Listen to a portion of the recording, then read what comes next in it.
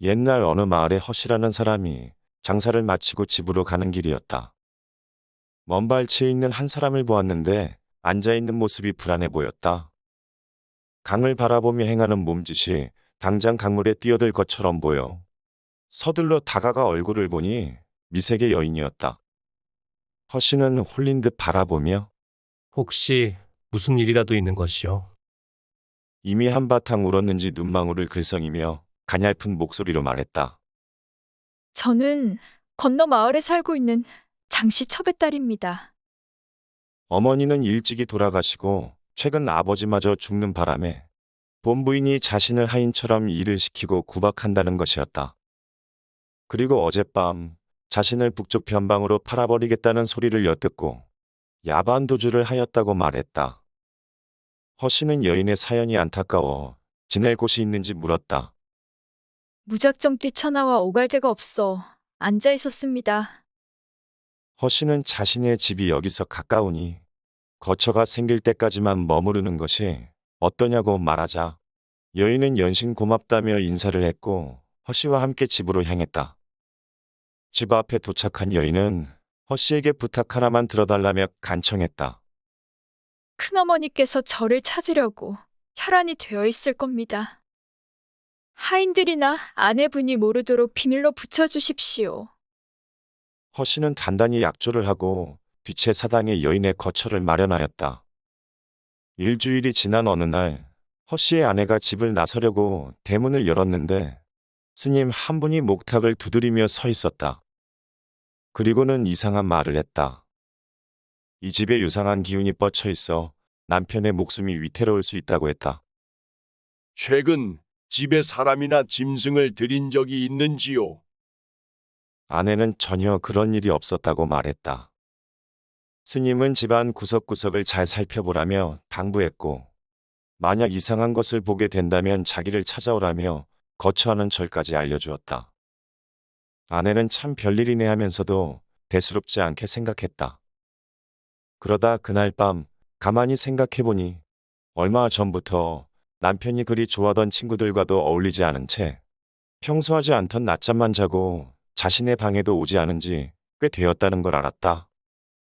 서둘러 남편의 거처로 가보니 등불만 환히 켜진 채 보이지 않았고 하인을 불러 물어보니 모르는 눈치였다. 혹시나 싶어 평소에는 발길을 두지 않는 뒤채 사당으로 가보았다. 사당에 들어서자 인기척이 들려왔고 조심스럽게 다가가 문틈 사이로 몰래 쳐다보았는데 사람도 아니고 짐승도 아닌 유상한 것의 품에 남편이 누워 있었다.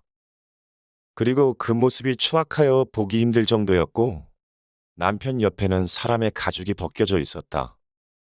아내는 놀라 뒤로 나자빠졌고 들킬세라 방으로 돌아와서는 남편이 걱정되어 밤낮을 가릴 처지가 아닌지라 낮에 만난 스님을 만나기 위해 서둘러 집을 나섰다. 깊은 밤중에 절에 도착한 아내는 집에서 보았던 광경을 스님에게 상세히 들려주었다. 아내가 본 귀신은 추악한 모습을 숨기기 위해 죽인 사람의 가죽을 벗겨 덮어 쓴 화픽이라고 말했다.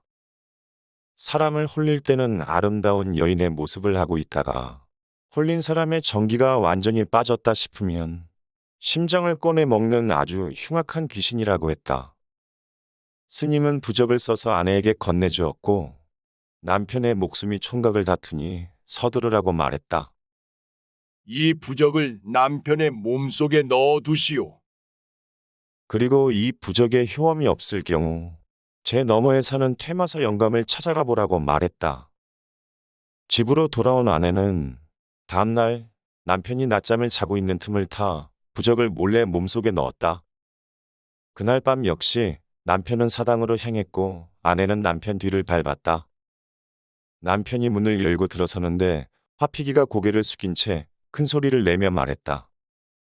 어찌 저와의 약속을 어기고 아내에게 말씀하셨습니까? 여인의 말에 갸우뚱하며 물었다. 무슨 말이요? 몸속에 지니고 계신 부적은 무엇이옵니까? 여인의 말에 자신의 몸을 이리저리 훑어보니 부적 하나가 있었다. 부적이 있다 한들 그대와 무슨 상관이요?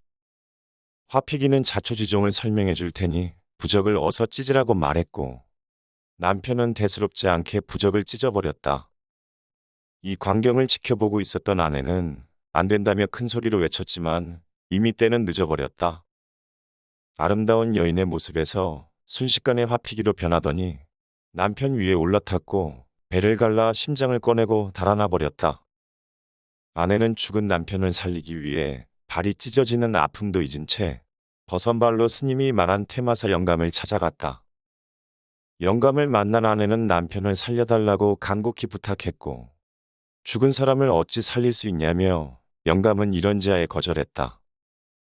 무엇이든 다 하겠습니다. 아니면 제 목숨이라도 바치겠습니다.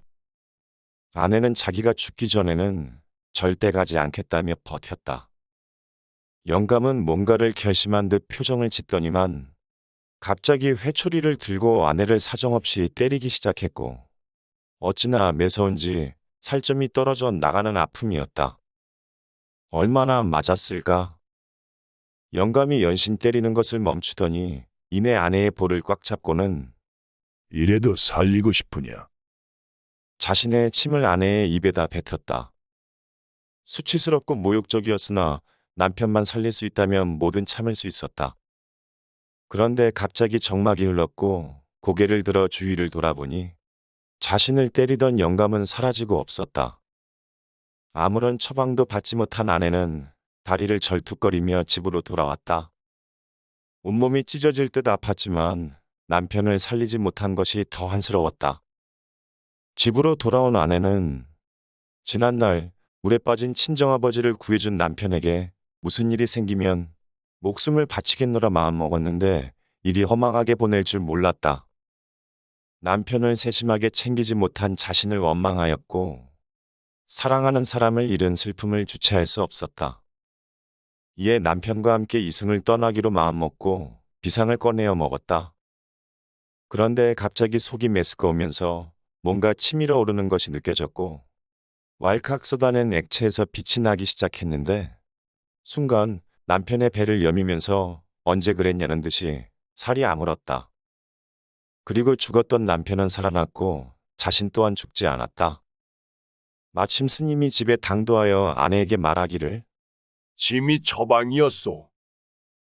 보통 사람이었다면 남의 더러운 침을 뱉었을 것이고 죽을 생각으로 먹은 비상이 침을 토하게 만들었으니 남편에 대한 아내의 지극한 사랑이 하늘을 감동하게 만들었다고 말했다.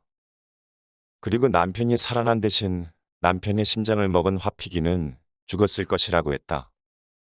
살아난 남편은 외간 여자에게 홀려 집으로 들인 자신의 잘못을 빌었다. 아내는 귀신이 작정하여 홀린 것이라며 남편을 용서하였고 부부는 서로를 아끼고 위하면서 행복하게 잘 살았다.